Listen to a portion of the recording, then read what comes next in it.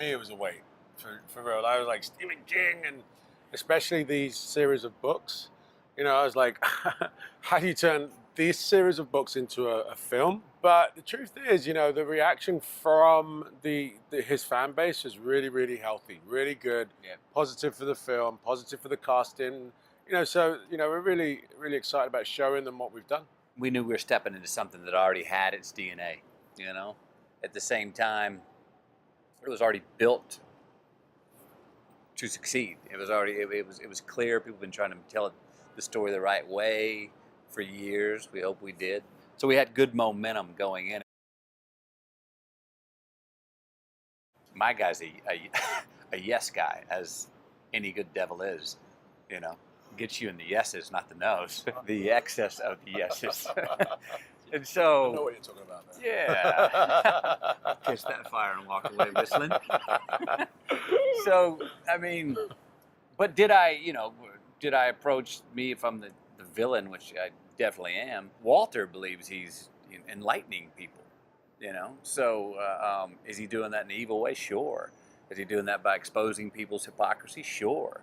Is he doing it by torment? Is he doing it by this relationship that Walter has with Gunslinger? It's partially a really sick little love story. Want you to stay alive. Want you to get close. Want you to still fight back, but not don't get fully reloaded. Yeah. You know what I mean? Yeah. So yeah, for me, I mean, that's how I approach that. Yeah, I think when you have characters that are this rich and have so much for you to like lean back into, you just have to approach whatever your approach is, but with honesty, integrity, and decipher what's going to make this character live on screen. In my case, there was a lot of actual physical preparation. Is the last in the line of a phenomenal set of dedicated security guys that use guns. So I had to learn how to do that really well. But at the same time, my character is equally as tormented and has so much history as the Man in Black. We share a history. Good versus evil, Yeah. of mythic proportions. Yeah. He's been chasing me across the desert for hundreds of centuries, if not thousands of years. There's a tower that is like the vortex of the universe. He wants to fight to keep it up, because if it falls apart, all hell breaks loose. Yeah. I'm working to bring it down. What brings it down? Purity, almost innocence, which brings in our youth and our child who has the shine. That sort of pure concentration is what can bring the tower down, which is what I want to do, because I want the chaos. I want to unleash the lashes and the fangs and let it all be chaos. When the audience joined the story in this film, this has been going on. This is a 900-year war. Okay, I'm the last guy standing, trying to protect the tower, and the Man in Black, no disrespect, but the Crimson King is the man. The Man in Black's still like, I'm working for the Crimson. I'm gonna get as much purity, sir. I'm gonna bring that tower down for you, even though we've been doing this for 900 years. And he finds one kid whose purity is so good, so strong. He makes a beeline for him, and that kid makes a beeline for my character. And so we all meet up. Well, right. for the first time in many, many years, the Man in Black and the Gunslinger meet up. There was a lot of sort of muscle memory training to try and make it look as fluid as possible. The guns are really long and heavy, and so I really did have to do a little bit of sort of training. 6-shooter is a sport, and how quickly you can reload them. There are guys that do this really quickly, and that was the basis of my training in the beginning.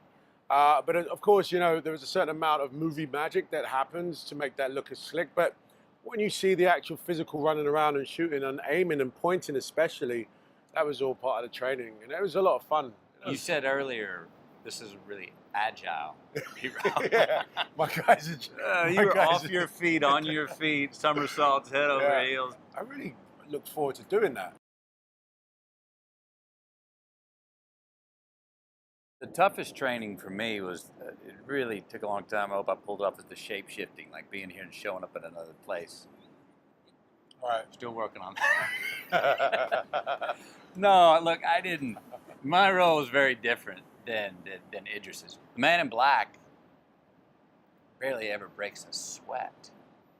It's all, the way I put it, was all with ease. And the only time that I was ever really in the ring was when we come together at the end. When does the Man in Black really break a sweat? It's at the end when there's the ultimate confrontation. But before that, I'm dancing between the raindrops, having fun, just picking off things along the way, with a grin and a kiss.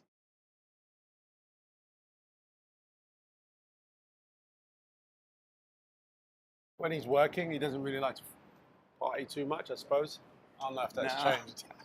I don't. No, I'm not on school nights. I go straight home. He goes straight home. So what I learned about him is that, when I did get to just hang out with the man and just talk, super engaging, super real collaborative process. It was really beautiful to do that. You suspect that if a man doesn't like to, fraternize with the other guys too much, he's going to be closed off. But actually, Matthew was really open, warm, and really good to work with. Yeah. Well, did you know that he has an undefeated Muay Thai career? This is true. Undefeated. Wow. Never been beaten. Fact? Fact. Undefeated. Undefeated. Set me up now. That's it. It's a period right on the end of that, right? I'm going to be on the second. I'm going to be on the card for the McGregor second fight. They're going to be calling.